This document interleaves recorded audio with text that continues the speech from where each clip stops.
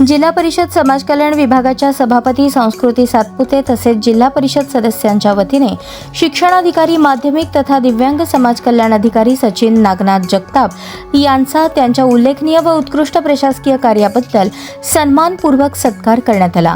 शिक्षण, दिव्यांग कल्याण आणि सामाजिक न्यायाशी संबंधित विविध शासकीय योजनांची प्रभावी अंमलबजावणी, लाभार्थ्यांपर्यंत योजनांचा पारदर्शकपणे लाभ पोहोचवणे तसेच प्रशासनात प्रभावी समन्वय साधत केलेल्या कार्याची दखल घेत हा गौरव करण्यात आला।